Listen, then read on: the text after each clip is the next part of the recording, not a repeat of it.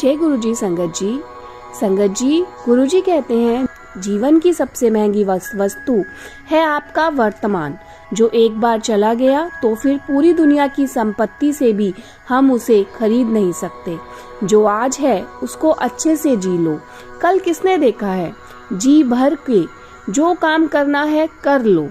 इंसान अपने भविष्य के लिए अपना वर्तमान, अपनी जवानी खराब कर लेता है। बुढ़ापा हमारा सिक्योर होना चाहिए। भविष्य सिक्योर करना कोई गलत बात नहीं है, पर हर इंसान को करना भी चाहिए। लेकिन अपनी जवानी के दिनों में अपना पेट काट काट कर भविष्य के लिए जमा करो, ये सही नहीं है। वर्तमान चला गया, वापस नहीं आएगा। तो जय गुरुजी संगत जी, शुक्राना गुरुजी।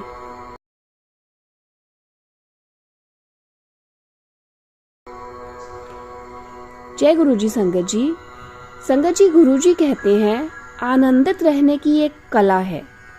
उस कला के लिए वो हमें एक कहानी सुनाते हैं। वो कहानी है, एक राजा बहुत दिनों से विचार कर रहा था कि वह राजपाट छोड़कर अध्यात्म यानी ईश्वर की खोज में समय लगाए।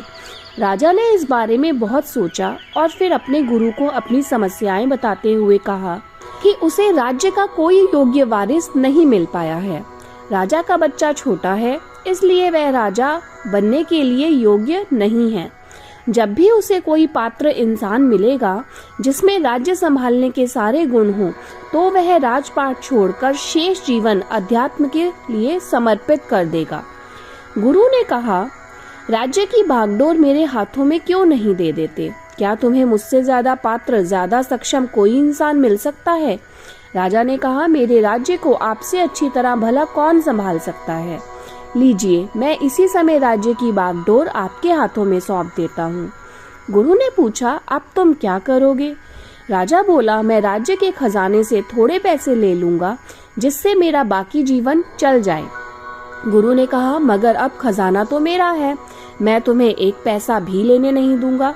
राजा बोला, फिर ठीक है, मैं कहीं कोई छोटी मोटी नौकरी कर लूंगा, उससे जो भी मिलेगा गुजारा कर लूंगा। गुरु ने कहा, अगर तुम्हें काम ही करना है तो मेरे यहाँ एक नौकरी खाली है, क्या तुम मेरे यहाँ नौकरी करना चाहोगे? राजा बोला, कोई भी नौकरी हो, मैं करने को तैयार हूँ।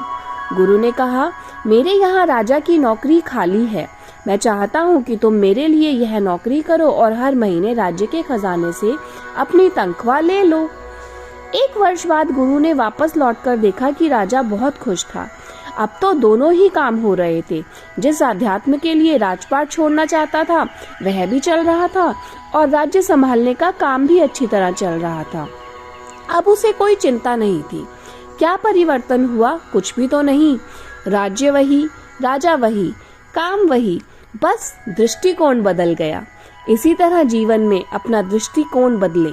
मालिक बनकर नहीं, बल्कि यह सोचकर सारे कार्य करें कि मैं ईश्वर की नौकरी कर रहा हूँ। अब ईश्वर ही जाने, सब कुछ ईश्वर पे छोड़ दें। फिर आप हर समस्या और परिस्थिति में खुशहाल ही रह पाएंगे।